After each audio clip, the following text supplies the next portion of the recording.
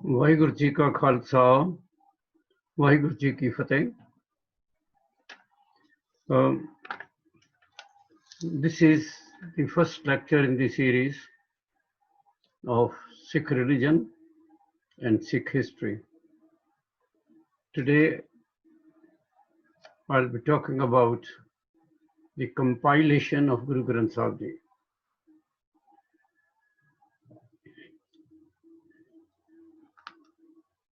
ਦੁਨੀਆ ਦੇ ਵਿੱਚ ਜਿਤਨੇ ਵੀ ਧਰਮ ਨੇ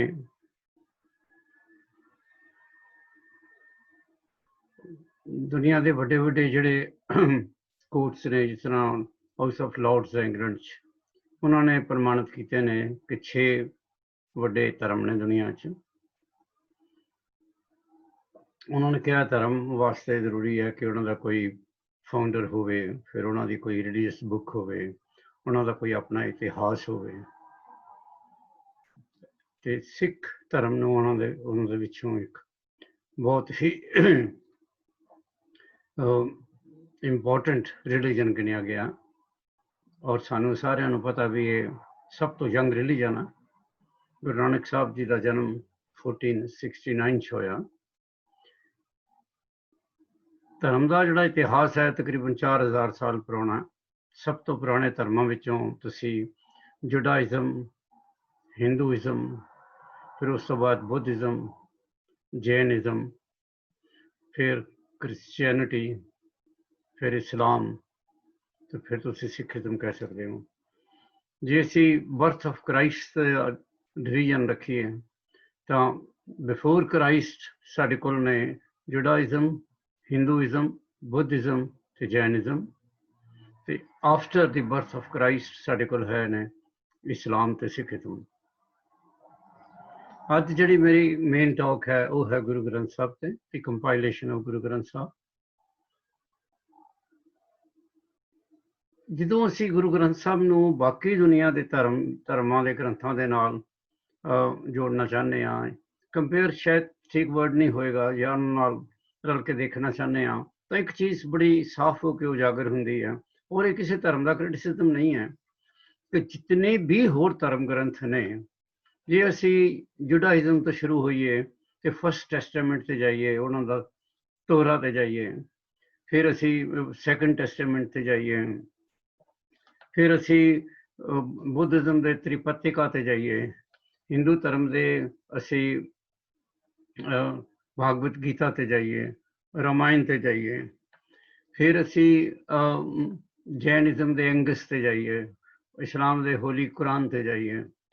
ਇੱਕ ਚੀਜ਼ ਕਾਮਨ ਹੋਏਗੀ ਕਿ ਸਾਰੇ ਗ੍ਰੰਥ ਪ੍ਰੋਫਿਟਸ ਦੇ ਇਸ ਸੰਸਾਰ ਤੋਂ ਚਲੇ ਜਾਣ ਤੋਂ ਬਹੁਤ ਬਾਅਦ ਲਿਖੇ ਗਏ ਨੇ। ਸੰਭਾਵਨਾ ਹੈ ਕਿ ਉਹਦੇ ਵਿੱਚ ਇੰਟਰਪੋਲੇਸ਼ਨ ਹੋਏਗੀ, ਸੰਭਾਵਨਾ ਹੈ ਕਿ ਉਹਦੇ ਵਿੱਚ ਕੁਝ ਚੇਂਜ ਵੀ ਹੋਇਆ ਹੋ ਸਕਦਾ, ਲੇਕਿਨ ਸਿੱਖ ਧਰਮ ਦਾ ਜਿਹੜਾ ਰਿਲੀਜੀਅਸ ਸਕ੍ਰਿਪਚਰ ਹੈ ਸਭ ਤੋਂ ਇੰਪੋਰਟੈਂਟ ਗੁਰੂ ਗ੍ਰੰਥ ਸਾਹਿਬ ਜੀ, ਇਹ ਗੁਰੂ ਸਾਹਿਬ ਦੇ ਆਪਣੇ ਜੀਵਨ ਵਿੱਚ ਹੀ ਲਿਖਿਆ ਗਿਆ ਸੀ। ਸੋ ਉਹਦੇ ਬਾਰੇ ਅੱਜ ਅਸੀਂ ਥੋੜ੍ਹਾ ਜਿਹਾ ਵਿਸਥਾਰ ਦੇ ਨਾਲ ਉਸ ਇਤਿਹਾਸ ਦੇ ਬਾਰੇ ਪੜ੍ਹਾਂਗੇ ਕਿ ਗੁਰੂ ਗ੍ਰੰਥ ਸਾਹਿਬ ਜਿਹੜਾ ਹੈ ਇਹਦੇ ਦੋ ਰਿਸੈਂਸ਼ਨ ਨੇ। ਇੱਕ ਜਿਹੜਾ ਗੁਰੂ ਅਰਜਨ ਦੇਵ ਜੀ ਨੇ ਤਿਆਰ ਕੀਤਾ ਸੀ, ਔਰ ਜਿਹਦਾ ਪ੍ਰਕਾਸ਼ 1604 ਈਸਵੀ ਵਿੱਚ ਹਰਿਮੰਦਰ ਸਾਹਿਬ ਵਿੱਚ ਹੋਇਆ ਸੀ। ਉਹਨੂੰ ਅਸੀਂ ਜਿਹੜਾ ਨਾਮ ਅਸੀਂ ਉਹਨੂੰ ਦਿੱਤਾ ਉਸ ਗ੍ਰੰਥ ਨੂੰ, ਅਸੀਂ ਉਹਨੂੰ ਕਹਿੰਦੇ ਹਾਂ ਕਰਤਾਰਪੁਰੀ ਬੀੜ, ਕਿਉਂਕਿ ਉਹ ਇਸ ਵੇਲੇ ਕਰਤਾਰਪੁਰ ਸਾਹਿਬ ਵਿੱਚ ਹੈ। ਕਰਤਾਰਪੁਰ ਜਿਹੜਾ ਜਲੰਧਰ ਦੇ ਕੋਲ ਹੈ, ਔਰ ਜਿਹਨੂੰ ਗੁਰੂ ਅਰਜਨ ਦੇਵ ਜੀ ਨੇ ਜਿਸ ਸ਼ਹਿਰ ਨੂੰ ਵਸਾਇਆ ਸੀ। ਦੂਜਾ ਰਿਸੈਂਸ਼ਨ ਇਹਦਾ ਗੁਰੂ ਗੋਬਿੰਦ ਸਿੰਘ ਜੀ ਨੇ ਤਿਆਰ ਕੀਤਾ ਸੀ ਦਮਦਮਾ ਸਾਹਿਬ 1706 ਵਿੱਚ। ਉਹਦੀ ਓਰੀਜਨਲ ਜਿਹੜੀ ਕਾਪੀ ਹੈ, ਉਹ ਜੋ ਵੀ ਇਤਿਹਾਸ ਦੇ ਵਿੱਚ ਜੇ ਤੁਸੀਂ ਪੜ੍ਹੋ ਤਾਂ ਜੋ ਇਤਿਹਾਸ ਵਿੱਚ ਆਉਂਦਾ ਕਿ ਜਦੋਂ ਅਹਿਮਦ ਸ਼ਾਹ ਅਬਦਾਲੀ ਨੇ ਅਟੈਕ ਕੀਤਾ, ਉਹ ਇਸ ਓਰੀਜਨਲ ਕਾਪੀ ਨੂੰ ਆਪਣੇ ਨਾਲ ਕਾਬੁਲ ਲੈ ਗਿਆ ਸੀ। ਤੇ ਹਰ ਇਤਿਹਾਸਕਾਰ ਦਾ ਹੁਣ ਵੱਖਰਾ ਵੱਖਰਾ ਇਹਦੇ ਤੇ ਆਪਣਾ ਓਪੀਨੀਅਨ ਹੈ, ਲੇਕਿਨ ਜਿੱਥੋਂ ਤੱਕ ਜੇ ਰਿਸਰਚ ਦੱਸਦੀ ਹੈ ਵੀ ਉਹ ਕਾਪੀ ਕਿਧਰੇ ਨਾ ਕਿਧਰੇ ਕਾਬੁਲ ਵਿੱਚ ਹੀ ਕਿਸੇ ਨਾ ਕਿਸੇ ਕੋਲ ਹੈ। ਹਾਂ, ਉਹਦੀਆਂ ਜਿਹੜੀਆਂ ਕਾਪੀਜ਼ ਤਿਆਰ ਕੀਤੀਆਂ ਗਈਆਂ ਸਨ, 4 ਕਾਪੀਆਂ, ਉਹ ਜ਼ਰੂਰ ਸਿੱਖ ਪੰਥ ਦੇ ਕੋਲ ਹੈਗੀਆਂ। ਇਸੇ ਤਰ੍ਹਾਂ ਹੀ ਜਿਹੜੀ ਪਹਿਲੀ ਕਾਪੀ ਸੀ ਗੁਰੂ ਅਰਜਨ ਦੇਵ ਜੀ ਨੇ, ਜਿਹੜੀ ਜਿੱਥੇ ਗੁਰੂ ਅਰਜਨ ਦੇਵ ਜੀ ਦੀ ਮੋਹਰ ਹੈ, ਜਿਹਨੂੰ ਅਸੀਂ ਕਰਤਾਰਪੁਰੀ ਬੀੜ ਕਹਿੰਦੇ ਹਾਂ, ਉਹਦੀ ਇੱਕ ਕਾਪੀ ਤੇ ਉਸੇ ਵੇਲੇ ਬਣਾਈ ਸੀ ਭਾਈ ਬੰਨੋ ਨੇ, ਜਿਹਨੂੰ ਗੁਰੂ ਅਰਜਨ ਦੇਵ ਜੀ ਨੇ ਖਾਰੀ ਬੀੜ ਕਿਹਾ ਸੀ। ਲੇਕਿਨ ਉਸ ਤੋਂ ਬਾਅਦ ਕਾਫੀ ਲੰਬਾ ਇਤਿਹਾਸ ਹੈ ਉਹਦਾ, ਪਰ ਜਦੋਂ ਅੰਗਰੇਜ਼ਾਂ ਦੇ ਜ਼ਮਾਨੇ ਦੇ ਵਿੱਚ ਕੁਝ ਝਗੜਾ ਚੱਲਿਆ ਸੀ ਬਿਟਵੀਨ ਸਿੱਖ ਆਰਗੇਨਾਈਜੇਸ਼ਨਸ ਤੇ ਧੀਰਮਲ ਦੇ ਡਿਸੈਂਡੈਂਟਸ ਵਿੱਚ, ਵੀ ਇਹ ਬੀੜ ਕਿਹਦੇ ਕੋਲ ਜਾਣੀ ਚਾਹੀਦੀ ਹੈ, ਤੇ ਧੀਰਮਲ ਦੇ ਡਿਸੈਂਡੈਂਟਸ ਦੀ ਕਿਉਂਕਿ ਵਿਕਟਰੀ ਹੋਈ, ਤਾਂ ਫਿਰ ਉਹਨਾਂ ਨੇ ਇੱਕ ਇਹਦੀ ਕਾਪੀ ਬਣਾ ਕੇ ਕੁਈਨ ਵਿਕਟੋਰੀਆ ਨੂੰ ਪ੍ਰੈਜ਼ੈਂਟ ਕੀਤੀ ਸੀ, ਔਰ ਉਹ ਕਾਪੀ ਬ੍ਰਿਟਿਸ਼ ਲਾਇਬ੍ਰੇਰੀ ਦੇ ਵਿੱਚ ਹੈ।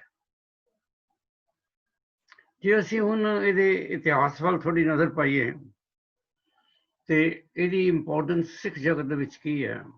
ਪਹਿਲੀ ਚੀਜ਼ ਸਾਨੂੰ ਸਮਝਣ ਦੀ ਲੋੜ ਹੈ ਕਿ ਜਿਹੜਾ ਇੱਕ ਸਿੱਖ ਹੈ, ਜਿਹਦੀ ਤੁਸੀਂ ਉਹਦੀ ਡੈਫੀਨੇਸ਼ਨ ਗੁਰਦੁਆਰਾ ਐਕਟ ਤੋਂ ਲੈ ਲਓ, 1925 ਤੋਂ ਲੈ ਲਓ, ਜਾਂ ਤੁਸੀਂ ਸਿੱਖ ਰਹਿਤ ਮਰਿਆਦਾ ਤੋਂ ਲੈ ਲਓ। ਕੁਝ ਚੀਜ਼ਾਂ ਹੈਗੀਆਂ ਜਿਹੜੀਆਂ ਜ਼ਰੂਰੀ ਸਮਝਣ ਵਾਲੀਆਂ, ਕਿ ਸਿੱਖ ਉਹ ਹੈ ਜਿਹੜਾ ਇੱਕ ਪਰਮਾਤਮਾ ਵਿੱਚ ਯਕੀਨ ਕਰਦਾ ਹੈ। ਸਿੱਖ ਉਹ ਹੈ ਜਿਹੜਾ 10 ਗੁਰੂਆਂ ਦੀ ਜਿਹੜੀ ਸਾਨੂੰ ਉਹਨਾਂ ਨੇ ਜੋ ਸਾਨੂੰ ਸਾਡੇ ਵਾਸਤੇ ਉਪਦੇਸ਼ ਛੱਡੇ ਨੇ, ਉਹਨਾਂ ਨੂੰ ਫੋਲੋ ਕਰਦਾ, ਔਰ ਜਿਹੜੀ ਸੋਵਰੈਨਿਟੀ ਹੈ ਗੁਰੂ ਗ੍ਰੰਥ ਸਾਹਿਬ ਦੇ ਵਿੱਚ, ਉਹਦੇ ਵਿੱਚ ਯਕੀਨ ਕਰਦਾ। ਅਗਰ ਤੁਸੀਂ ਇਸ ਡੈਫੀਨੇਸ਼ਨ ਨੂੰ ਚੰਗੀ ਤਰ੍ਹਾਂ ਸਮਝਣ ਦੀ ਕੋਸ਼ਿਸ਼ ਕਰੋ ਤਾਂ ਇਹ ਜ਼ਰੂਰ ਗੱਲ ਉੱਗੜ ਕੇ ਸਾਹਮਣੇ ਆਏਗੀ ਕਿ ਸਿੱਖ ਜਿਹੜਾ ਹੈ ਉਹ ਸਵਾਏ ਅਕਾਲ ਪੁਰਖ ਤੋਂ, ਨਿਰੰਕਾਰ ਤੋਂ ਹੋਰ ਕਿਸੇ ਅੱਗੇ ਆਪਣਾ ਸੀਸ ਨਹੀਂ ਝੁਕਾਉਂਦਾ, ਹੋਰ ਕਿਸੇ ਦੀ ਪੂਜਾ ਨਹੀਂ ਕਰਦਾ। ਜਿਹੜਾ ਦੁਨਿਆਵੀ ਤੌਰ ਤੇ ਅਸੀਂ ਸੀਸ ਝੁਕਾਉਂਦੇ ਹਾਂ, ਜਿਸ ਨਾਲ ਅਸੀਂ ਆਪਣੇ ਮਾਂ ਬਾਪ ਦੀ ਇੱਜ਼ਤ ਕਰਦੇ ਹਾਂ, ਕਈ ਧਰਮਾਂ ਦੇ ਵਿੱਚ ਜਾਂ ਕਈ ਲੋਕ ਆਪਣੇ ਮਾਂ ਬਾਪ ਦੇ ਪੈਰ ਛੂੰਹਦੇ ਨੇ, ਇਹ ਜਿਹੜਾ ਹੈ ਇਹ ਪੂਜਾ ਨਹੀਂ ਹੈ, ਇਹ ਇੱਕ ਸਤਿਕਾਰ ਹੈ। ਇਸੇ ਤਰ੍ਹਾਂ ਹੀ ਕਈ ਵਾਰੀ ਇੱਕ ਸਵਾਲ ਪੁੱਛਿਆ ਜਾਂਦਾ, ਜੀ ਤੁਸੀਂ ਵੀ ਤੇ ਗੁਰੂ ਗ੍ਰੰਥ ਸਾਹਿਬ ਨੂੰ ਮੱਥਾ ਟੇਕਦੇ ਹੋ, ਕਿ ਇਹ ਪੂਜਾ ਨਹੀਂ ਹੈ? ਇਹ ਪੂਜਾ ਨਹੀਂ ਹੈ। ਗੁਰੂ ਗ੍ਰੰਥ ਸਾਹਿਬ ਗੁਰੂ ਸਾਹਿਬ ਦਾ ਰੂਪ ਹੈ। ਗੁਰੂ ਨਾਨਕ ਨੂੰ ਅਸੀਂ ਪੂਜਦੇ ਨਹੀਂ। ਗੁਰੂ ਨਾਨਕ ਸਾਹਿਬ ਨਿਰੰਕਾਰ ਦੇ ਬਹੁਤ ਕੋਲ ਸਨ, ਉਹਨਾਂ ਨੇ ਸਾਨੂੰ ਨਿਰੰਕਾਰ ਦੇ ਨਾਲ ਜੋੜਿਆ ਪਰ ਉਹ ਆਪ ਨਿਰੰਕਾਰ ਨਹੀਂ ਸਨ। ਠੀਕ ਹੈ, ਕਿਧਰੇ ਆਉਂਦਾ ਕਿ ਆਪ ਨਾਰਾਇਣ ਕਲਾ ਧਾਰ ਜਗ ਮੈਂ ਪਰਵਰੇ ਹੋ, ਪਰ ਉਹ ਤੁਹਾਨੂੰ ਸਮਝਾਉਣ ਵਾਸਤੇ ਉਹਨਾਂ ਵਿੱਚ ਸਾਰੇ ਗੁਣ ਸਨ ਜਿਹੜੇ ਨਿਰੰਕਾਰ ਨੇ, ਪਰ ਉਹ ਨਿਰੰਕਾਰ ਨਹੀਂ ਹੈ। ਔਰ ਇਹਦੀ ਜਿਹੜੀ ਤੁਹਾਨੂੰ ਵਿਟਨੈਸ ਉਹ ਗੁਰੂ ਗੋਬਿੰਦ ਸਿੰਘ ਨੇ ਦਿੱਤੀ ਹੈ ਬਚਿੱਤਰ ਨਾਟਕ ਵਿੱਚ, ਕਿ ਜੋ ਮੁਝ ਕੋ अवतार कहे हैं वो नरक कुंड में पड़े हैं, मैं हूँ परम पुरख को दासा, देखने आयो जगत तमाशा। तो सिख ਜਿਹੜੇ ਨੇ ਪਲੀਜ਼ ਧਿਆਨ ਨਾਲ ਇਹਨੂੰ ਸੁਣ ਲਓ, ਧਿਆਨ ਨਾਲ ਇਹਨੂੰ ਸਮਝ ਲਓ। ਤੁਸੀਂ ਇੱਜ਼ਤ ਕਰਦੇ ਹੋ, ਤੁਸੀਂ ਸਿਰ ਝੁਕਾਉਂਦੇ ਹੋ ਗੁਰੂ ਨਾਨਕ ਨੂੰ, ਬਾਕੀ ਗੁਰੂ ਸਾਹਿਬਾਨ ਨੂੰ, ਗੁਰੂ ਗ੍ਰੰਥ ਸਾਹਿਬ ਨੂੰ, ਪਰ ਇਹ ਪੂਜਾ ਨਹੀਂ ਹੈ, ਇਹ ਸਤਿਕਾਰ ਹੈ ਜਿਹੜਾ ਅਸੀਂ ਉਹਨਾਂ ਦੇ ਬਾਰੇ ਸ਼ੋਅ ਕਰਦੇ ਹਾਂ। ਗੁਰੂ ਨਾਨਕ ਸਾਹਿਬ ਤੇ ਬਾਕੀ ਸਾਰੇ ਗੁਰੂ ਗ੍ਰੰਥ ਸਾਹਿਬ ਵਿੱਚ ਲਿਖੀ ਬਾਣੀ, ਇਹ ਸਾਨੂੰ ਪਰਮਾਤਮਾ ਦੇ ਨਾਲ ਜੋੜਨ ਵਾਸਤੇ ਨੇ। ਇਹ ਤੁਹਾਨੂੰ ਸਮਝਣ ਦੀ ਲੋੜ ਹੈ। ਪਰਮਾਤਮਾ ਆਪ ਇਹਨਾਂ ਤੋਂ ਨਿਰੰਕਾਰ, ਆਪ ਇਹਨਾਂ ਤੋਂ ਵੱਖਰਾ ਹੈ, ਔਰ ਅਸੀਂ ਸਿਰਫ ਉਹਨੂੰ ਪੂਜਦੇ ਹਾਂ ਜਿਹੜਾ ਨਿਰਾਕਾਰ ਹੈ। ਗੁਰੂ ਗ੍ਰੰਥ ਸਾਹਿਬ ਦੀ ਰਚਨਾ ਜੇ ਇਤਿਹਾਸਿਕ ਤੌਰ ਤੇ ਤੁਸੀਂ ਦੇਖੋਗੇ ਕਿ ਸਾਡੇ ਗੁਰੂ ਨਾਨਕ ਸਾਹਿਬ ਸਕੂਲ ਗਏ, ਉਹਨਾਂ ਦੀ ਸਕੂਲਿੰਗ ਹੈ। ਗੁਰੂ ਅੰਗਦ, ਗੁਰੂ ਅਮਰਦਾਸ, ਸਾਨੂੰ ਅਸੀਂ ਜੇ ਉਹਨਾਂ ਦੇ ਜੀਵਨ ਦੇ ਬਾਰੇ ਪੜ੍ਹੀਏ ਕਿ ਉਹ ਸਾਰੇ ਹੀ ਉਹਨਾਂ ਦੇ ਜੀਵਨ ਦੇ ਵਿੱਚ ਐਜੂਕੇਸ਼ਨ ਹੈ। ਗੁਰੂ ਰਾਮਦਾਸ ਜੀ ਗੁਰੂ ਅਮਰਦਾਸ ਕੋਲ ਰਹੇ, ਉਹ ਗੁਰੂ ਅੰਗਦ ਦੇਵ ਜੀ ਕੋਲ ਵੀ ਰਹੇ, ਉਹਨਾਂ ਦੀ ਸਕੂਲਿੰਗ ਉੱਥੇ ਹੋਈ। ਗੁਰੂ ਅਰਜਨ ਦੇਵ ਜੀ ਤੇ ਬਹੁਤ ਹੀ ਲਿਟਰੇਰੀ ਬੰਦੇ ਸਨ। ਸੋ ਇੱਕ ਚੀਜ਼ ਤੁਹਾਨੂੰ ਸਮਝਣ ਦੀ ਲੋੜ ਹੈ ਕਿ ਜਿਹੜੇ ਗੁਰੂਆਂ ਦੀ ਬਾਣੀ ਗੁਰੂ ਗ੍ਰੰਥ ਸਾਹਿਬ ਵਿੱਚ ਹੈ, ਉਹਨਾਂ ਦਾ ਜਿਹੜਾ ਪਿਛੋਕੜ ਹੈ ਉਹ ਐਜੂਕੇਸ਼ਨ ਦੇ ਨਾਲ ਜੁੜਿਆ ਹੋਇਆ। ਹੁਣ ਇੱਥੇ 2-4 ਚੀਜ਼ਾਂ ਬਹੁਤ ਇੰਪੋਰਟੈਂਟ ਨੇ ਸਮਝਣ ਦੀਆਂ। ਗੁਰੂ ਨਾਨਕ ਸਾਹਿਬ ਨੇ ਆਪਣੇ ਜੀਵਨ ਵਿੱਚ ਜਿਤਨੀ ਵੀ ਬਾਣੀ ਰਚੀ ਹੈ, ਉਹਦੇ ਵਿੱਚ ਅਸੀਂ 2 ਚੀਜ਼ਾਂ ਹੋਰ ਅਗਰ ਸਮਝ ਲਈਏ ਬਾਣੀ ਤੇ ਅਗਲਾ ਸਵਾਲ ਸੋਲਵ ਕਰਨ ਤੋਂ ਪਹਿਲਾਂ, ਇੱਕ ਬਾਣੀ ਹੈ ਗੁਰੂ ਗ੍ਰੰਥ ਸਾਹਿਬ ਵਿੱਚ ਸਭ ਤੋਂ ਪਹਿਲੀ ਬਾਣੀ, ਜਿਹਦਾ ਨਾਂ ਹੈ ਮੂਲ ਮੰਤਰ। ਉਸ ਤੋਂ ਬਾਅਦ ਜਿਹੜੀ ਬਾਣੀ ਫੋਲੋ ਉਹਨੂੰ ਕਰਦੀ ਹੈ, ਉਹਦਾ ਨਾਂ ਹੈ ਜਪਜੀ। ਇਹਨਾਂ ਦੋਨੋਂ ਬਾਣੀਆਂ ਤੇ ਗੁਰੂ ਅਰਜਨ ਨੇ ਕੋਈ ਉੱਪਰ ਰੈਫਰੈਂਸ ਨਹੀਂ ਦਿੱਤਾ ਵੀ ਕਿਹੜੀ ਗੁਰੂ ਦੀ ਸਿਰਜਣਾ, ਕਿਹੜੀ ਗੁਰੂ ਦੀ ਰਚਨਾ ਹੈ। ਜੇ ਤੁਸੀਂ ਹੋਰ ਇਤਿਹਾਸ ਦੇ ਪੰਨੇ ਫੋਲੋਗੇ ਤੇ ਤੁਹਾਨੂੰ ਇਹ ਚੀਜ਼ ਸਮਝ ਆਏਗੀ ਕਿ ਇਹ ਉਹ 2 ਬਾਣੀਆਂ ਨੇ ਜਿਹੜੀਆਂ ਗੁਰੂ ਨਾਨਕ ਸਾਹਿਬ ਨੂੰ ਵਾਹਿਗੁਰੂ ਨੇ ਪਰਸਨਲੀ ਹੈਂਡ ਓਵਰ ਕੀਤੀਆਂ ਸੀ। ਜਦੋਂ ਉਹ ਗੁਰੂ ਨਾਨਕ ਸਾਹਿਬ ਵਾਹਿਗੁਰੂ ਦੇ ਇਨਵੀਟੇਸ਼ਨ ਤੇ ਉਹਨਾਂ ਨੂੰ ਮਿਲਣ ਗਏ ਸਨ। ਇੱਕ ਵੱਖਰਾ ਇਤਿਹਾਸ ਹੈ ਜਿਹੜਾ ਫਿਰ ਕਿਸੇ ਵੇਲੇ ਅਸੀਂ ਇਹਦੇ ਨਾਲ ਸਾਂਝ ਪਾਵਾਂਗੇ। ਤੇ ਗੁਰੂ ਜਪਜੀ ਸਾਹਿਬ ਤੇ ਮੂਲ ਮੰਤਰ ਗੁਰੂ ਨਾਨਕ ਸਾਹਿਬ ਪਰਸਨਲੀ ਅਕਾਲ ਪੁਰਖ ਤੋਂ ਲੈ ਕੇ ਆਏ ਸੀ। ਬਾਕੀ ਜਿਹੜੀ ਬਾਣੀ ਹੈ ਗੁਰੂ ਨਾਨਕ ਸਾਹਿਬ ਦੀ, ਉਹ ਅਕਾਲ ਪੁਰਖ ਨੇ ਜਿਸ ਵੇਲੇ ਗੁਰੂ ਨਾਨਕ ਸਾਹਿਬ ਇਸ ਧਰਤੀ ਤੇ ਸਨ ਤੇ ਉਹਨਾਂ ਦੇ ਥਰੂ ਇੱਥੇ ਉਹਨਾਂ ਨੇ ਉਚਾਰੀ ਹੈ। ਔਰ ਆਮ ਤੌਰ ਤੇ ਅਸੀਂ ਸਾਖੀ ਸਾਡੇ ਆਉਂਦੀ ਹੈ ਕਿ ਗੁਰੂ ਨਾਨਕ ਸਾਹਿਬ ਮਰਦਾਨਾ ਨੂੰ ਕਹਿੰਦੇ ਸਨ, ਮਰਦਾਨੇ ਅਰਬਾਬ ਚੁੱਕ ਬਾਣੀ ਆਈ ਹੈ। ਇਹ ਰੈਵੀਲੇਸ਼ਨ ਹੈ ਸਾਰੀ। ਬਾਕੀ ਧਰਮਾਂ ਦੇ ਵੀ ਜਿਹੜੀਆਂ ਜੋ ਕੁਛ ਹੈ ਉਹਨਾਂ ਵਿੱਚ ਸਾਰੀਆਂ ਰੈਵੀਲੇਸ਼ਨਸ ਨੇ। ਅਕਾਲ ਪੁਰਖ ਦਾ ਹੀ ਜੋ ਕੁਛ ਅਕਾਲ ਪੁਰਖ ਨੇ ਕਿਹਾ ਹੈ ਉਹੀ ਸਭ ਜਿਹੜੇ ਧਰਮ ਗ੍ਰੰਥ ਨੇ ਉਹਨਾਂ ਵਿੱਚ ਲਿਖਿਆ ਗਿਆ, ਉਹ ਹੀ ਗੁਰੂ ਗ੍ਰੰਥ ਸਾਹਿਬ ਵਿੱਚ ਲਿਖਿਆ ਗਿਆ। ਗੁਰੂ ਨਾਨਕ ਸਾਹਿਬ ਨੇ ਆਪਣੇ ਜੀਵਨ ਵਿੱਚ 974 ਕਾਊਂਟ ਕੀਤੇ ਜਾਂਦੇ ਨੇ ਉਹਨਾਂ ਦੇ ਹਿਮਸ, ਉਹ ਉਹਨਾਂ ਨੇ ਲਿਖੇ। ਔਰ ਐਵੀਡੈਂਸ ਹੈ, ਭਾਈ ਗੁਰਦਾਸ ਦੀ ਐਵੀਡੈਂਸ ਹੈ, ਹੋਰ ਲਿਖਾਰੀਆਂ ਦੀ ਐਵੀਡੈਂਸ ਹੈ ਕਿ ਗੁਰੂ ਨਾਨਕ ਸਾਹਿਬ ਨੇ ਆਪਣੀ ਉਚਾਰੀ ਹੋਈ ਸਾਰੀ ਬਾਣੀ ਇੱਕ ਆਪਣੀ ਪੁਸਤਕ ਵਿੱਚ ਲਿਖੀ। ਔਰ ਆਪਣੇ ਜੋਤੀ ਜੋਤ ਸਮਾਨ ਤੋਂ ਪਹਿਲਾਂ ਉਹ ਪੁਸਤਕ ਉਹਨਾਂ ਨੇ ਗੁਰੂ ਅੰਗਦ ਨੂੰ ਦਿੱਤੀ। ਗੁਰੂ ਅੰਗਦ ਦੇਵ ਜੀ ਨੇ ਸਿਰਫ 63 ਦੇ ਕਰੀਬ ਸ਼ਲੋਕ ਲਿਖੇ ਨੇ। ਉਹਨਾਂ ਨੇ ਉਸ ਪੁਸਤਕ ਵਿੱਚੋਂ ਜੋੜ ਕੇ ਉਹ ਪੁਸਤਕ ਗੁਰੂ ਅਮਰਦਾਸ ਜੀ ਨੂੰ ਪਾਸ ਓਵਰ ਕੀਤੀ। ਗੁਰੂ ਅਮਰਦਾਸ ਜੀ ਨੇ ਆਪਣੇ ਜੀਵਨ ਵਿੱਚ ਵੀ ਤਕਰੀਬਨ 907 ਕੰਪੋਜੀਸ਼ਨਾਂ ਉਹਨਾਂ ਨੇ ਉਚਾਰੀਆਂ। ਹੁਣ ਚੂੰਕਿ ਕਾਫੀ ਜ਼ਿਆਦਾ ਇਹ ਕੰਪੋਜੀਸ਼ਨਾਂ ਹੋ ਗਈਆਂ ਸਨ ਤੇ ਇਤਿਹਾਸ ਦੇ ਵਿੱਚ ਇਹ ਆਉਂਦਾ ਕਿ ਗੁਰੂ ਅਮਰਦਾਸ ਜੀ ਨੇ ਆਪਣੇ ਪੋਤਰੇ ਨੂੰ, ਜਿਹੜਾ ਉਹਨਾਂ ਦਾ ਛੋਟਾ ਪੁੱਤਰ ਸੀ ਮੋਹਰੀ, ਉਹਦੇ ਲੜਕੇ ਨੂੰ ਬੁਲਾਇਆ ਤੇ ਉਹਨੂੰ ਕਿਹਾ ਕਿ ਹੁਣ ਬੇਟੇ ਤੂੰ ਇਹਨਾਂ ਸਾਰਿਆਂ ਨੂੰ ਨਾ ਕੰਪਾਈਲ ਕਰ ਦੇ ਇਕੱਠੀਆਂ, ਕੁਝ ਪੋਥੀਆਂ ਵਿੱਚ ਇਹਨਾਂ ਨੂੰ ਕਿਸੇ ਸਿਲਸਿਲੇ ਵਾਈਜ਼ ਲਗਾ ਦੇ। ਕਿਵੇਂ ਲਗਾਉਣਾ ਹੈ ਉਹ ਤੇ ਗੁਰੂ ਅਮਰਦਾਸ ਜੀ ਨੇ ਦੱਸਿਆ। ਸੋ ਇੱਥੇ ਇਹ ਚੀਜ਼ ਸਮਝਣ ਦੀ ਲੋੜ ਹੈ ਕਿ ਪਹਿਲਾ ਗ੍ਰੰਥ ਜਿਹੜੀ ਰਚਨਾ ਹੋਈ ਹੈ ਉਹ ਗੁਰੂ ਅਮਰਦਾਸ ਜੀ ਨੇ ਕੀਤੀ ਹੈ। ਔਰ ਜਿਹੜੀਆਂ ਪੋਥੀਆਂ ਬਣੀਆਂ ਹੈ, ਜਿਹਦਾ ਸਕਰਾਈਬ ਸਹਿਸਰ ਰਾਮ ਸੀ ਉਹਨਾਂ ਦਾ ਪੋਤਰਾ, ਉਹ ਜਿਹੜੇ ਗ੍ਰੰਥ ਜਿਹੜਾ ਉਹਨੇ ਪੋਥੀਆਂ ਦੇ ਵਿੱਚ ਜਿਹੜੀ ਬਾਣੀ ਸ਼ਾਮਲ ਕੀਤੀ ਹੈ ਗੁਰੂ ਨਾਨਕ ਦੀ ਸੀ, ਗੁਰੂ ਅੰਗਦ ਦੀ ਸੀ ਤੇ ਗੁਰੂ ਅਮਰਦਾਸ ਦੀ ਸੀ। ਪੋਥੀਆਂ ਕਿੰਨੀਆਂ ਸਨ ਇਹਦਾ ਇਤਿਹਾਸ ਦੇ ਵਿੱਚ ਬਹੁਤ ਹੀ ਕੰਟਰੋਵਰਸੀ ਹੈ, ਲੇਕਿਨ ਬਹੁਤ ਸਾਰੇ ਇਤਿਹਾਸਕਾਰ ਕਹਿੰਦੇ ਨੇ ਕਿ ਉਹ ਸ਼ਾਇਦ 5 ਸਨ ਜਿਹਦੇ ਵਿੱਚ ਪੂਰੀ ਬਾਣੀ ਰਿਕਾਰਡ ਕੀਤੀ ਗਈ ਹੈ। ਹੁਣ ਇੱਥੇ ਇੱਕ ਹੋਰ ਚੀਜ਼ ਤੁਹਾਨੂੰ ਸਮਝਣ ਦੀ ਲੋੜ ਹੈ ਕਿ ਗੁਰੂ ਰਾਮਦਾਸ ਜਿਹੜੇ ਨੇ ਚੌਥੇ ਗੁਰੂ ਸਾਡੇ, ਉਹ ਪਹਿਲਾਂ ਕੁਛ ਦੇਰ ਖਡੂਰ ਸਾਹਿਬ ਵੀ ਰਹੇ ਨੇ। ਜਦੋਂ ਗੁਰੂ ਅਮਰਦਾਸ ਖਡੂਰ ਸਾਹਿਬ ਸਨ ਤਾਂ ਗੁਰੂ ਰਾਮਦਾਸ ਜੀ ਵੀ ਉੱਥੇ ਆਏ ਨੇ, ਉੱਥੇ ਵੀ ਥੋੜੀ ਦੇਰ ਰਹੇ ਨੇ ਆਪਣੇ ਬਚਪਨ ਦੇ ਵਿੱਚ। ਔਰ ਉੱਥੇ ਬਾਣੀ ਦਾ ਚੂੰਕਿ ਪ੍ਰਵਾਹ ਚੱਲਦਾ ਸੀ ਤੇ ਬਾਣੀਆਂ ਸਾਰੀਆਂ ਪੜ੍ਹੀਆਂ ਜਾਂਦੀਆਂ ਸਨ, ਤਾਂ ਉਹਨਾਂ ਨੇ ਉਹ ਬਾਣੀਆਂ ਉੱਥੇ ਜ਼ਰੂਰ ਸੁਣੀਆਂ, ਉਹ ਬਾਣੀਆਂ ਜ਼ਰੂਰ ਉਹਨਾਂ ਨੇ ਯਾਦ ਕੀਤੀਆਂ। ਫਿਰ ਜਦੋਂ ਉਹ ਗੋਇੰਦਵਾਲ ਆਏ ਨੇ ਗੁਰੂ ਅਮਰਦਾਸ ਜੀ ਦੇ ਨਾਲ, ਉੱਥੇ ਵੀ ਬਾਣੀ, ਗੁਰੂ ਨਾਨਕ ਦੀ ਬਾਣੀ, ਗੁਰੂ ਅੰਗਦ ਦੀ ਬਾਣੀ, ਗੁਰੂ ਅਮਰਦਾਸ ਜੀ ਦੀ ਆਪਣੀ ਬਾਣੀ, ਇਹ ਸਾਰੀਆਂ ਬਾਣੀਆਂ ਪੜ੍ਹੀਆਂ ਜਾਂਦੀਆਂ ਸਨ। ਔਰ 22 ਸਾਲ 22 years 18 ਸਾਲ ਤੋਂ ਲੈ ਕੇ ਤੇ 40 ਸਾਲ ਤੱਕ ਗੁਰੂ ਰਾਮਦਾਸ ਜੀ ਨੇ ਇਹ ਬਾਣੀ ਸੁਣੀ ਹੈ। ਜਿਨ੍ਹਾਂ ਨੇ ਇਤਿਹਾਸ ਪੜ੍ਹਿਆ ਉਹਨਾਂ ਨੂੰ ਇਹ ਪਤਾ ਹੈ ਕਿ ਪੁਰਾਣੇ ਜ਼ਮਾਨੇ 'ਚ, ਬਹੁਤ ਪੁਰਾਣੇ ਜ਼ਮਾਨੇ ਦੀ ਗੱਲ ਹੈ, ਗੁਰੂ ਸਾਹਿਬ ਤੋਂ ਵੀ ਬਹੁਤ ਪਹਿਲਾਂ ਦੀ ਗੱਲ ਹੈ ਕਿ ਜਦੋਂ ਕੋਈ ਲਿਖਾਵਟ ਨਹੀਂ ਸੀ ਹੁੰਦੀ, ਕੋਈ ਪ੍ਰੈਸ ਨਹੀਂ ਸੀ ਹੁੰਦਾ, ਕੋਈ ਬੁੱਕ ਨਹੀਂ ਸੀ ਹੁੰਦੀ, ਉਦੋਂ ਲੋਕੀ ਯਾਦ ਕਰਕੇ ਹੀ ਹਰ ਚੀਜ਼ ਨੂੰ ਜਨਰੇਸ਼ਨ ਟੂ ਜਨਰੇਸ਼ਨ ਪਾਸ ਆਨ ਕਰਦੇ ਸੀ। ਸੋ ਜੇ ਇੱਥੇ ਮੈਂ ਇਹ ਕਹਾਂ ਕਿ ਜਿਹੜੀ ਇਹ ਬਾਣੀ ਸੀ ਗੁਰੂ ਨਾਨਕ ਤੋਂ ਲੈ ਕੇ ਗੁਰੂ ਅਮਰਦਾਸ ਜੀ ਤੱਕ, ਇਹਦਾ ਚੂੰਕਿ ਪ੍ਰਭਾਵ ਖਡੂਰ ਸਾਹਿਬ ਵੀ ਸੀ ਤੇ ਇਹਦਾ ਪ੍ਰਭਾਵ ਫਿਰ ਗੋਇੰਦਵਾਲ ਸਾਹਿਬ ਵੀ ਸੀ, ਔਰ ਗੁਰੂ ਰਾਮਦਾਸ ਜੀ ਨੇ ਇਹ ਸਾਰੀ ਬਾਣੀ ਸੁਣੀ ਹੋਈ ਸੀ। ਇਹ ਮੈਂ ਸਿਰਫ ਇਸ ਕਰਕੇ ਕਹਿ ਰਿਹਾ ਕਿ ਜਦੋਂ ਗੁਰੂ ਗ੍ਰੰਥ ਸਾਹਿਬ ਦੀ ਸਿਰਜਣਾ ਹੋਣੀ ਹੈ ਉਦੋਂ ਇੱਕ ਸਵਾਲ ਉੱਠਦਾ ਸੀ ਵੀ ਬਾਣੀ ਸਾਰੀ ਕਿੱਥੋਂ ਆਈ ਸੀ। Anyway, coming to our trail, ਜਿਹੜੀ ਗੱਲ ਕਰ ਰਿਹਾ ਸਾਂ, ਇਸ ਗੱਲ ਤੇ ਮੈਂ ਦੁਬਾਰਾ ਫੇਰ ਆਵਾਂਗਾ। ਉਹ ਪੋਥੀਆਂ ਜਿਹੜੀਆਂ ਸਨ ਉਹ ਬਣ ਗਈਆਂ, ਲੇਕਿਨ ਅਨਫੋਰਚੂਨੇਟਲੀ ਉਹ ਪੋਥੀਆਂ ਸਾਰੀਆਂ ਗੁਰੂ ਰਾਮਦਾਸ ਜੀ ਨੂੰ ਪਾਸ ਆਨ ਨਹੀਂ ਹੋਈਆਂ।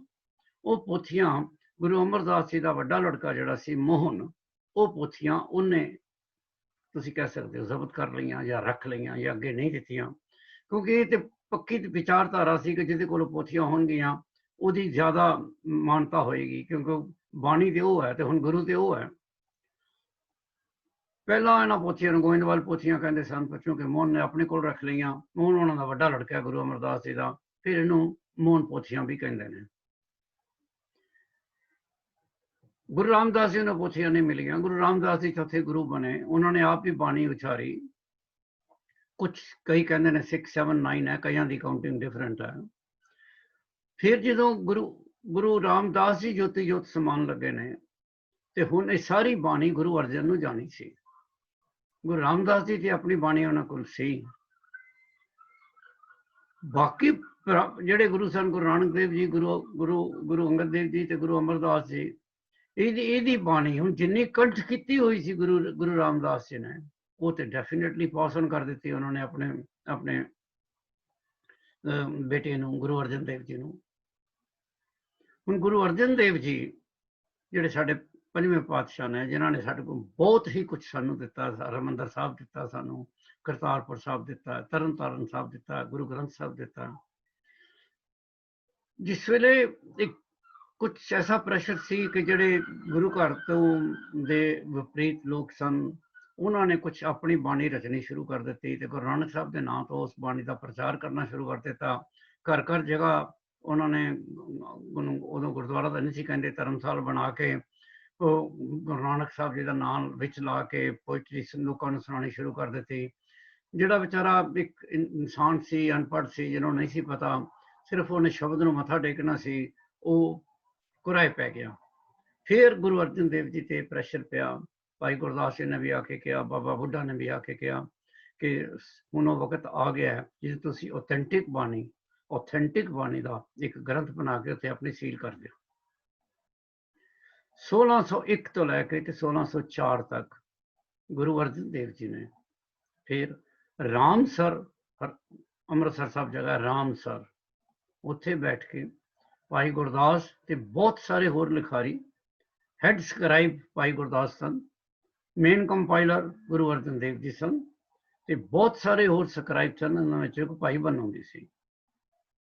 ਇਹਨਾਂ ਸਾਰਿਆਂ ਨਾਲ ਦੀ ਸਹਾਇਤਾ ਦੇ ਨਾਲ ਫਿਰ 4 ਸਾਲਾਂ ਦੇ ਵਿੱਚ ਗ੍ਰੰਥ ਤਿਆਰ ਹੋਇਆ, ਜਿਹਦੇ ਵਿੱਚ ਗੁਰੂ ਨਾਨਕ ਸਾਹਿਬ ਦੀ ਬਾਣੀ ਜਿਤਨੀ ਗੁਰੂ ਰਾਮਦਾਸ ਜੀ ਨੇ ਪਾਸ ਔਨ ਕੀਤੀ ਸੀ, ਬਾਕੀ ਗੁਰੂ ਅਰਜਨ ਦੇਵ ਜੀ ਖੁਦ ਮੋਹਨ ਕੋਲ ਗਏ ਨੇ ਪੋਥੀਆਂ ਲੈਣ, ਜਿਹੜੀਆਂ ਉਹਨੇ 2 ਪੋਥੀਆਂ ਦਿੱਤੀਆਂ। ਬਾਕੀ ਗੁਰੂ ਅਰਜਨ ਦੇਵ ਜੀ ਨੇ ਕਈ ਆਪਣੇ ਅੰਬੈਸਡਰ ਕਾਸਤ ਭੇਜੇ, ਜਿੱਥੇ ਜਿੱਥੇ ਵੀ ਗੁਰੂ ਨਾਨਕ ਗਏ, ਜਿੱਥੋਂ ਵੀ ਬਾਣੀ ਇਕੱਠੀ ਹੋ ਸਕਦੀ ਸੀ, ਉਹ ਸਾਰੀ ਬਾਣੀ ਇਕੱਠੀ ਕਰਕੇ, ਜਿਹੜੀ ਬਾਣੀ ਉਹਨਾਂ ਨੇ ਸਾਰੀ ਬਾਕੀ ਭਗਤਾਂ ਦੀ ਸਿਲੈਕਟ ਕੀਤੀ ਹੈ। ਸੋ ਫਿਰ ਉਹਨਾਂ ਨੇ, ਅਗਰ ਅੱਜ ਅਸੀਂ ਦੇਖੀਏ ਤੇ 5 ਗੁਰੂ ਸਾਹਿਬਾਨ, ਗੁਰੂ ਨਾਨਕ, ਗੁਰੂ ਅੰਗਦ ਦੇਵ, ਗੁਰੂ ਅਮਰਦਾਸ, ਗੁਰੂ ਰਾਮਦਾਸ ਜੀ ਤੇ ਗੁਰੂ ਅਰਜਨ ਦੇਵ ਜੀ ਆਪ, 15 ਭਗਤ ਜਿਨ੍ਹਾਂ ਦੀ ਬਾਣੀ, ਕੁਝ ਭਗਤਾਂ ਦੀ ਬਾਣੀ ਗੁਰੂ ਨਾਨਕ ਸਾਹਿਬ ਨੇ ਵੀ ਇਕੱਠੀ ਕੀਤੀ ਸੀ, ਜਿਹੜੀਆਂ ਪੋਥੀਆਂ ਵਿੱਚ ਵੀ ਪਾਈ ਗਈ ਸੀ। ਔਰ ਇਹ ਫਿਰ ਉਹਨਾਂ ਨੂੰ ਫਾਈਨਲਾਈਜ਼ ਕਰਕੇ ਗੁਰੂ ਅਰਜਨ ਦੇਵ ਜੀ ਨੇ ਉਹ 15 ਭਗਤ, ਜਿਨ੍ਹਾਂ ਵਿੱਚੋਂ ਮੇਨ ਬਾਣੀ ਜਿਹੜੀ ਹੈ ਭਗਤ ਕਬੀਰ ਦੀ ਹੈ, ਰਵਿਦਾਸ ਦੀ ਹੈ ਤੇ ਭਗਤ ਨਾਮਦੇਵ ਦੀ ਹੈ। ਔਰ ਫਿਰ ਕੁਛ ਭੱਟ ਸਨ, ਜਿਹੜੇ ਭੱਟ ਹੁੰਦੇ ਨੇ, ਜਦੋਂ ਤੁਸੀਂ ਕੋਈ ਬਹੁਤ ਵੱਡਾ ਕੋਈ ਮਹਾਨ ਕੰਮ ਹੋ ਰਿਹਾ ਤੇ ਉੱਥੇ ਆ ਕੇ ਜਿਹੜਾ ਫਿਰ ਕੰਪਾਈਲਰ ਹੈ ਉਹਨਾਂ ਦੇ ਬਾਰੇ ਉਹ ਕੁਝ ਕਹਿੰਦੇ ਨੇ। ਹੁਣ ਭੱਟ ਜਿਹੜੇ ਨੇ ਉਹ 11 ਨੇ ਕਿ 17 ਨੇ, ਇਹਦੇ ਬਾਰੇ ਵੀ ਬਹੁਤ ਕੰਟਰੋਵਰਸੀ ਹਾਲੇ ਤੱਕ ਵੀ ਸਿੱਖ ਜਗਤ ਵਿੱਚ ਹੈ। ਪਰ ਜੇ ਇੱਕ ਸਾਡੇ ਗੁਰੂ ਗ੍ਰੰਥ ਸਾਹਿਬ ਦੇ ਵਿੱਚ ਨਾ ਨਿਊਮੈਰੀਕਲ ਸਿਸਟਮ ਹੈ, ਜਿਹਦੇ ਨਾਲ ਕਿ ਕਾਊਂਟ ਹੁੰਦੇ ਨੇ ਸਾਰੇ ਸ਼ਬਦ ਕਿੰਨੇ ਲਿਖੇ ਗਏ ਨੇ ਔਰ ਕਿੰਨੇ ਲਿਖੇ ਨੇ। ਅਗਰ ਉਸ ਤੁਸੀਂ ਨਿਊਮਰੋਲੋਜੀ ਦੇ ਹਿਸਾਬ ਸਿਰ ਜਾਓ ਤੇ ਡਾਕਟਰ ਸਾਹਿਬ ਸਿੰਘ ਨੇ ਜਿਹੜਾ ਕੈਲਕੂਲੇਟ ਕੀਤਾ, ਉਹ 11 ਬਣਦੇ ਨੇ ਭੱਟ। ਪਰ ਕਈਆਂ ਨੇ 17 ਵੀ ਲਿਖੇ ਨੇ, ਕਿਉਂਕਿ ਨਾਮ ਬਿਲਕੁਲ ਇੱਕੋ ਜਿਹੇ ਨੇ, ਜਲ, ਥਲ, ਕਲ, ਟਲ, ਇਹੋ ਜਿਹੇ ਨਾਂ ਨੇ ਉਹਨਾਂ ਦੇ। ਪਰ ਡਜ਼ਨਟ ਮੈਟਰ ਕਿੰਨੇ ਨੇ, 11 ਜਾਂ 17 ਭੱਟ ਨੇ। ਉਸ ਤੋਂ ਇਲਾਵਾ 4 ਨਾਂ ਹੋਰ ਆਉਂਦੇ ਨੇ। 7 ਦੇ ਬਲਵੰਡ, ਉਹਨਾਂ ਦੀ ਇੱਕ ਵਾਰ ਹੈ, ਇਹ ਪਿਓ ਪੁੱਤਰ ਸਨ। ਭਾਈ ਮਰਦਾਨੇ ਦੇ 3 ਸ਼ਲੋਕ ਨੇ, 3 ਸ਼ਲੋਕ ਨੇ, ਉਹ ਭਾਈ ਮਰਦਾਨੇ ਦੇ ਨੇ ਜਾਂ ਭਾਈ ਮਰਦਾਨੇ ਦੇ ਨਹੀਂ, ਜਾਂ ਉਹ ਨੇ ਜਿਹੜੇ ਕਿ ਗੁਰੂ ਨਾਨਕ ਸਾਹਿਬ ਦੇ ਨਾਲ ਭਾਈ ਮਰਦਾਨੇ ਨੇ ਗੱਲ ਕੀਤੀ ਹੈ। ਇਹਦੇ ਤੇ ਵੀ ਸਿੱਖ ਜਗਤ ਵਿੱਚ ਕੰਟਰੋਵਰਸੀ ਹੈ ਕਿ ਉਹ ਭਾਈ ਮਰਦਾਨੇ ਦੇ ਨੇ ਜਾਂ ਗੁਰੂ ਨਾਨਕ ਸਾਹਿਬ ਦੇ ਆਪਣੇ ਨੇ। ਪਰ ਐਨੀਵੇ ਉਹ ਸ਼ਲੋਕ ਹੈ ਨੇ 3, ਜਿਹਦੇ ਵਿੱਚ 2 ਤੇ ਮਰਦਾਨੇ ਦਾ ਨਾਂ ਆਉਂਦਾ, ਉਹਦੇ 'ਚ ਗੁਰੂ ਨਾਨਕ ਦਾ ਨਾਂ ਵੀ ਆਉਂਦਾ। ਤੇ ਇੱਕ ਸੱਧ ਹੈ, ਇੱਕ ਕੰਪੋਜੀਸ਼ਨ ਹੈ, ਜਿਹੜੀ ਜਦੋਂ ਗੁਰੂ ਅਮਰਦਾਸ ਜੀ ਜੋਤੀ ਜੋਤ ਸਮਾਨ ਲੱਗੇ ਨੇ ਤਾਂ ਉਹਨਾਂ ਦੇ ਗ੍ਰੇਟ ਗ੍ਰੈਂਡ ਸਨ ਨੇ एक कंपोजिशन लिखी सी और वो कंपोजिशन इतनी इंपॉर्टेंट है कि गुरु रामदास जी पहले गुरु सन जिन्हों का पूरा सिनेरियो है, पूरा सीन है भी वो गुरु किस किवें बने। गुरु अमरदास जी की ज्योति जोत समान वेले केड़ा बंदा गुरु अमरदास जी के कोल बैठा सी, गुरु अमरदास जी ने की किया, गुरु रामदास जी ने तिलक किस तरह लगा, ये सारा उस कंपोजिशन विच है। सो ये 4 होर ने जिन्हां दी कंपोजिशन गुरु ग्रंथ साहब विच है। जिस तरह मैं पहला दसिया ये ग्रंथ बनया, इनू फिर अगस्त के अखीर 1604 विच हरमंदर साहब दे विच इहदा प्रकाश होया। बाबा बुढ़ा जी ये पहले हैड ग्रंथी बने। गुरु 6वें गुरु साडे गुरु हरगोबिंद साहब जो अमृतसर साहब सन, इस ग्रंथ साहब का प्रकाश उत्ते हुंदा रहा। जो उन्होंने अमृतसर साहब छड्डिया, इस ओरिजिनल कॉपी नूं नाल लै गए अपने। वो पहला करतारपुर साहब गए तो करतारपुर ये भीड़ फिर धीरमल ने जिहड़ा उन्हां दा पोतरा सी उन्हें अपने कोल रख ली और विधि चंद ने भी इसका उतारा करने की कोशिश की। अद्धा को उन्हें उतारा कर लिया सी, पर फिर धीरमल ने उन्होंने कॉपी नहीं दी। ये कॉपी फिर करतारपुर ही रह गई। ईवन जो गुरु साहब जी ने गुरु साहब ज्योति जोत समाए ने गुरु हरगोबिंद साहब कीरतपुर साहब ते इस पोथी की लोड़ पई सी, पर धीरमल ने पोथी नहीं दी। वक्त गुजर गया, गुरु तेग बहादुर जी गुरु बने। संगतां ने जबरदस्ती ये पोथी धीरमल के घरों लिया के गुरु साहब ने प्रजेंट की, पर गुरु साहब ने कहा नहीं, ये एक धार्मिक ग्रंथ नूं इस तरीके दे नाल नहीं लिया जा सकता। सो उन्होंने इन्हूं धीरमल नूं वापस मोड़ दी। गुरु तेग बहादुर जी ने अपने जीवन में भी बाणी उचारी। तुहानूं पता दुनिया की सब तो वड्डी सैक्रीफाइस उन्होंने की हिंदू धर्म नूं बचाने वास्ते। वो संसार छड्ड के चले गए। गुरु गोबिंद सिंह जी आए। गुरु गोबिंद सिंह का भी बहुत जीवन जिहड़ा है वो तुहानूं तुसीं सारिआं ने पढ़िया भी किस तरह उन्होंने पहली जंग 21 या 22 साल की उम्र च लड़ी, जिन्होंने तुसीं भंगानी का युद्ध कहते हो। आनंदपुर साहब उन्होंने किवें छड्डना पिया, एक वखरा इतिहास है।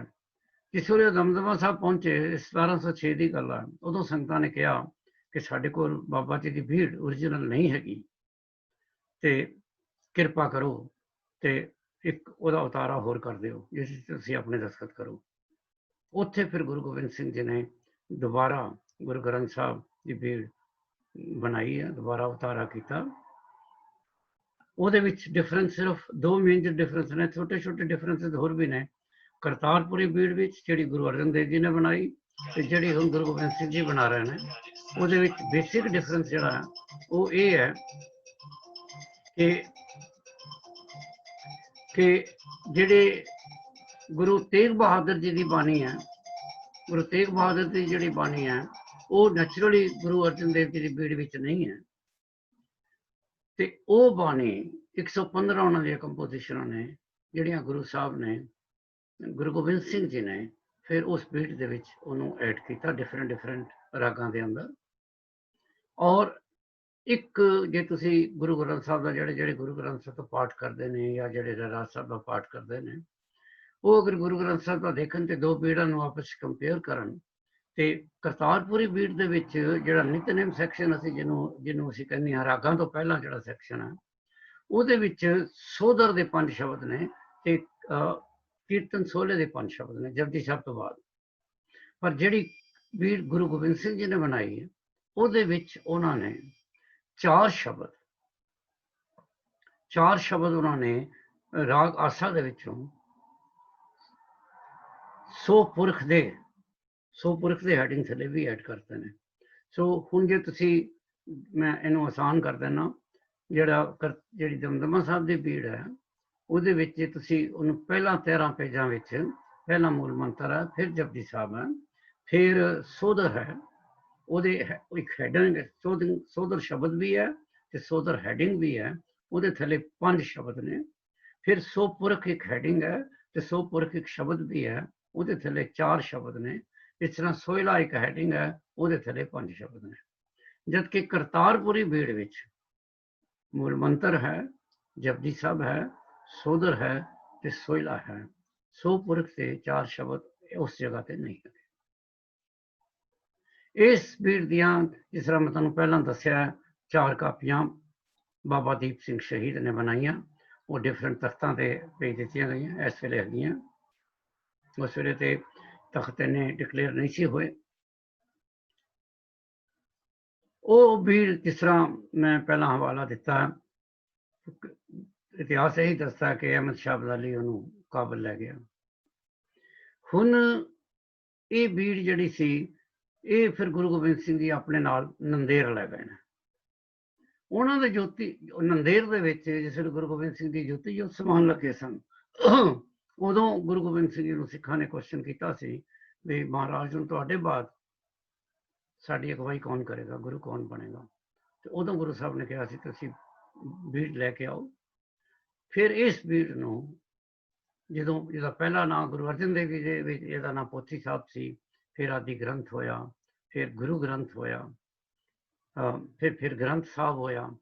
ਤੇ ਇਹ ਨੰਦੇੜ ਦੇ ਵਿੱਚ 1708 ਗੁਰੂ ਗੋਬਿੰਦ ਸਿੰਘ ਜੀ ਨੇ ਫਿਰ ਇਹਨੂੰ ਗੁਰੂ ਦੀ ਉਪਾਧੀ ਦਿੱਤੀ ਤੇ ਉਸ ਦਿਨ ਤੋਂ ਫਿਰ ਇਹ ਗੁਰੂ ਗ੍ਰੰਥ ਸਾਹਿਬ ਬਣ ਗਏ।